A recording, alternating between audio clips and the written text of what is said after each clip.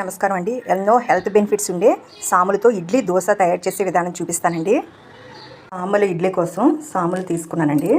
కొలత ప్రకారం చెప్తాను. 1 కప్పు మినపప్పు, 1 పావు టీ స్పూను మెంతులు. ఇది శుభ్రంగా కడిగి 2 సార్లు నీళ్ళు వేసి నానబెట్టుకుందాం. సాములు కూడా అదే కప్పు కొలతో 3 కప్పులు వేసుకున్నానండి. ఒకసారి 2 సార్లు క్లీన్ చేసుకుంటాను. నీట్గా కడిగి మినపప్పులో నీళ్ళు వేసుకున్నానండి. అలాగే సాములు కూడా 2 సార్లు నీట్గా క్లీన్ చేసుకున్నాను. ఇప్పుడు దీంట్లో మంచినీళ్ళు వేసుకుందామండి. నీళ్ళు మళ్ళీ పారేయకూడదు. ఇదిగోండి కొద్దిగా నీళ్ళు వేసాను. ఈ 8 గంటలు నానాలండి. ఇందులోనే ఫైబరు బాగా విచ్చుకుంటుందండి. చాలా పీచు పదార్థం ఎక్కువ ఉంటుంది. 8 గంటలు అయ్యాక చూపిస్తాను. 8 గంటల తర్వాత చూపిస్తున్నానండి. ఇదిగోండి బాగా నానింది సాములు. మినపప్పు ముందుగా గ్రైండ్ చేసుకుందాము. మిక్సీ జార్లో వేసాను. సాములు నానబెట్టిన నీళ్ళు ఏం వేస్ట్ కావండి. ఆ నీళ్ళు వేసే మిక్సీ చేసుకుందాం. ఇదిగోండి మెత్తగా గ్రైండ్ చేశాను.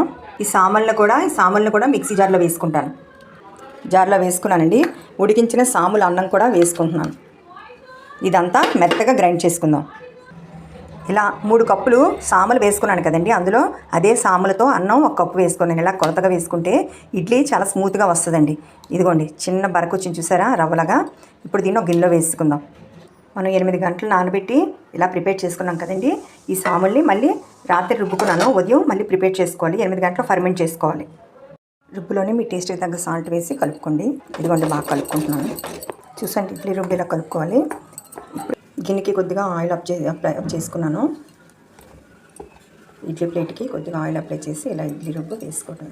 ఇదిగోండి అన్నీ వేసుకున్నాను. ఇడ్లీ పాత్ర ఆల్రెడీ స్టవ్ మీద పెట్టుకున్నాను.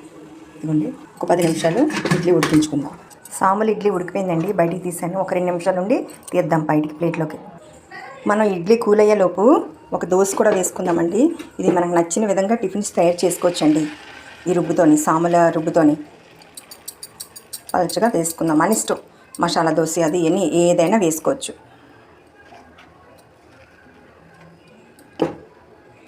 కొద్దిగా ఆయిల్ అప్లై చేశాను. బాగా కాలనిద్దాం. సాముల వల్ల అనేక ఆరోగ్య సమస్యలు తగ్గుతాయండి. పీసీఓడి ప్రాబ్లం తగ్గుతుంది. ఫైబర్ ఎక్కువగా ఉంటుంది. మలబద్ధకాన్ని నివారిస్తుందండి. మైగ్రేన్ సమస్యలను నివారించడంలో చాలా సహాయపడుతుంది. ఇది పైత్యం ఎక్కువ వల్ల భోజనం తర్వాత గుండెలో మంట, గ్యాస్ ఫామ్ అవటం, ఉబ్బరం అంటారు కదా, అవన్నీ తరిమి కొడుతుందండి. దోశ బాగా కాలిందండి. తీసుకుందాం. దోశ రివర్స్ చేశానండి. తీసుకుందాం ప్లేట్లోకి. ఇడ్లీ కూల్ అయిందండి. ప్లేట్లోకి తీసుకుందాం. చూసారండి ఎంత మెత్తగా ఉందో. ఆరోగ్యానికి ఆరోగ్యం, టేస్ట్కి టేస్ట్ ఉంటుందండి. ఇదిగోండి కొబ్బరి చట్నీ తయారు చేసుకుని కొబ్బరి చట్నీతో సర్వ్ చేసుకుందాం. దోశ కూడా చూసారు ఎంత క్రిస్పీగా వచ్చిందో. ఈ టిఫిన్ ఇలా తింటే మీరు ఇంకా మామూలు దోశలు అవి తినరండి. మీరు ట్రై చేసి కామెంట్ పెట్టండి. మా లక్ష్మి